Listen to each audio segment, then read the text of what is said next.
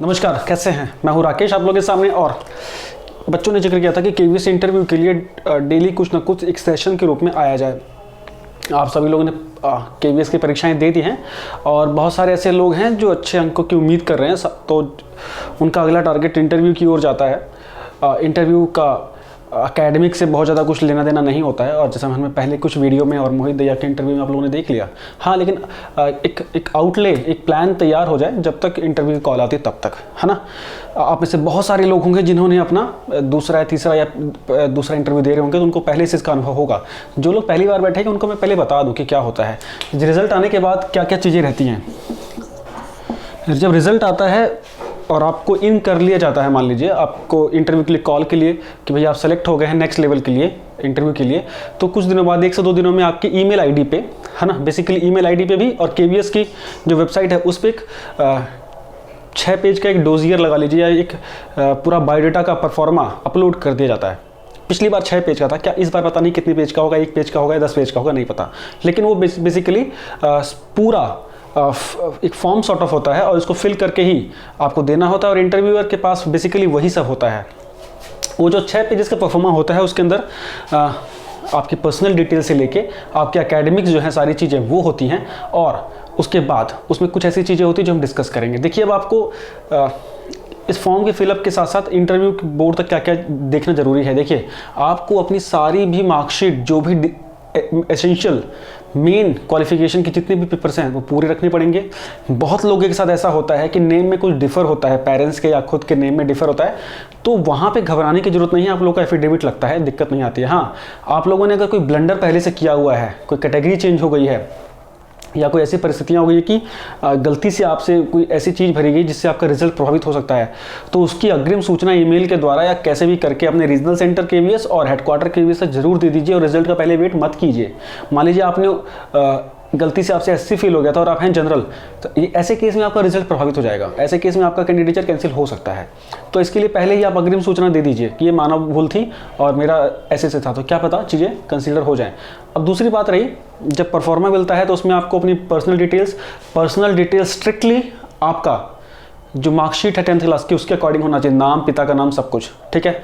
दूसरी बात, जो उसमें एड्रेस है, 2 प्रकार के एड्रेस होते हैं, परमानेंट एड्रेस और कॉरेस्पॉन्डेंस एड्रेस। परमानेंट एड्रेस जल्दी चेंज नहीं होता है, तो परमानेंट एड्रेस वही रखिएगा आप जहाँ के निवासी हैं, है ना। कोई दिल्ली में रह के तैयारी करता है, दिल्ली में रहता है लेकिन है वो हरियाणा का है, वो उत्तर प्रदेश का, तो परमानेंट एड्रेस में उत्तर प्रदेश का एड्रेस आएगा। और कॉरेस्पॉन्डेंस के लिए कोई भी एड्रेस आप दे सकते हैं जहाँ पे पत्राचार हो सके। सिंपली आजकल तो पत्राचार कम ही होता है, ऑनलाइन ही सब कुछ हो जाता है। उसके बाद आपकी सारी जो क्वालिफिकेशन की चीज़ें हैं वो ईयर वाइज और सब कुछ परसेंटेज सब कुछ लिखा जाता है, और वो मैं आपको सजेशन दूंगा कि आप वही चीज़ें उसमें लिखिएगा जिसके पेपर्स आप वहाँ प्रस्तुत कर सकें, है ना, इंटरव्यू के टाइम पे। क्योंकि इंटरव्यू से जस्ट पहले वेरिफिकेशन होती है, तो उस समय वही चीज़ें उसमें फिल कीजिएगा जो आप प्रस्तुत कर सकें। आपने एक्सपीरियंस डाल दिया 8 साल का, 5 साल का, 6 साल का, आप वहाँ लेटर प्रस्तुत नहीं कर पाए, तो वो आपका खराब लगेगा, वो चीज़ें खराब हो सकती हैं या समस्या में आप आ सकते हैं, फिर आप उनकी मर्जी के ऊपर हो जाते हैं, ठीक है। दूसरी बात, अब बात आती है कि फॉर्म वो जो बायोडाटा है, बायोडाटा एक सशक्त बायोडाटा कैसे तैयार किया जाए। देखिए, सशक्त बायोडाटा होता है वही बायोडाटा सशक्त हो सकता है जो खुद से तैयार किया हो, किसी कंप्यूटर वाले से नहीं किया हो, या किसी बड़े भैया या अंकल से नहीं पूछा गया हो, है ना। तो मैं आपको सिर्फ एक चीज़ सजेशन दूंगा, पहला तो कि आप जो हैं वो भरिएगा, कोई शर्मिंदगी की बात नहीं है, ठीक है। आपके पास आपको कुछ भी यूनिक नहीं है, कोई करिकुलर एक्टिविटी में आप जोरदार नहीं है, मत भरिएगा, आप फेक मत रहिएगा वहाँ पे, पहली बात। उसके बाद आप देखिए बायोडाटा में मेन चीज़ें क्या होती हैं, जो क्वेश्चन जो एग्ज़ाम के हिसाब से जो इम्पोर्टेंट रहता है। पहला, नेटिव प्लेस, मतलब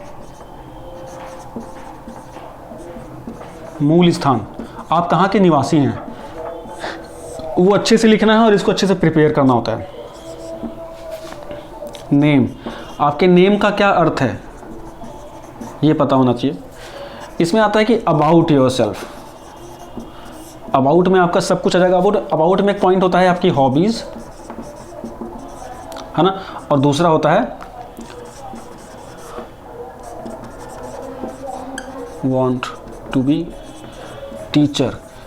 ये सिर्फ एक लाइन का है कि आप शिक्षक क्यों बनना चाहते हैं, बड़ा बेसिक सा क्वेश्चन है। अब यकीन मानिए आपके केवीएस के इंटरव्यू को सेट कर देगा ये, है ना। आपका यहाँ पे जो आंसर है वो देख के ही वहाँ से इंटरव्यू आपका सेट होगा। बहुत से बच्चे आपकी राइटिंग प्लीजिंग होनी चाहिए। 100% इंग्लिश में लिखिएगा इसको जी, इंग्लिश, क्योंकि अगर फॉर्म हिंदी में दिया गया होता तो हिंदी में भरा जाता है, इंग्लिश में दिया गया होता है तो इंग्लिश में ही भरना चाहिए। फॉर्म इंग्लिश में है। उसके बाद आप जो भी लिखिए पहले पेंसिल से लिखिए, और उसमें ग्रामर और कटिंग नहीं होना चाहिए, बहुत ख़राब हो जाएगा। तो पहले अच्छे से उसका लेआउट तैयार कर लीजिए, उसकी 2-3 फोटोकॉपी करा लीजिए ताकि चीज़ सही रहे। अपनी पिक्चर्स वगैरह सब आप लोग कर लेंगे। उसके बाद ये जो है आप अच्छे से यहाँ ये आपका ना हॉबीज़, और ये अगर आपका सही रहा तो ये आपका एक सशक्त बायोडाटा हो जाएगा, बिकॉज आपको इंटरव्यू के क्वेश्चन यहीं से आने वाले हैं।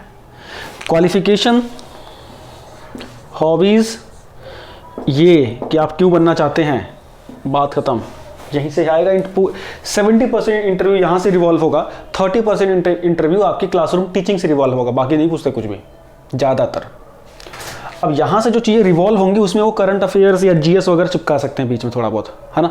अब आपको तो ये कैसे, अब मैं टीचर बनना चाहता हूँ, बहुत महान आंसर लिखने की कोशिश नहीं करनी है, बहुत डिफरेंट होने के चक्कर में कुछ एक्स्ट्रा ऑर्डिनरी नहीं लिख देना है ना। जैसे मोहित के स्कूल में एक टीचर थे, तो उन्होंने, वो भी उनकी उसी साल के ज्वाइनिंग है, तो उन्होंने लिखा कि मैं टीचिंग के लिए नहीं जा रहा हूँ, मेरा लक्ष्य टीचिंग नहीं है, मेरा लक्ष्य है फैसिलिटेट करना। तो उस सेंटेंस ने बड़ा बखेड़ा किया और उनको जहाँ 50 मार्क्स मिलने थे वहाँ 45 या 40 नंबर मिल के रह गए। मतलब आप एक्स्ट्रा ऑर्डिनरी चीज़ ले जा रहे हैं तो उसके लिए जोरदार जस्टिफिकेशन होना चाहिए, अदरवाइज रहने दीजिए। ऐसे एक्सपेरिमेंट डेंजरस हो जाते हैं, है ना। यहाँ पे बिकॉज आप एक्सपेरिमेंट कर सकते हैं टीचिंग में, वहाँ पूरा स्कोप मिलेगा, लेकिन यहाँ पे आपके पास स्कोप नहीं होता, बिकॉज ये वन वे होता है इंटरेक्शन। उन्होंने पढ़ लिया, अब वो जैसा इंटरप्रेट करें, आपसे क्या पता पूछे भी ना क्या क्या भरा हुआ है ना। आप समझ रहे बात को।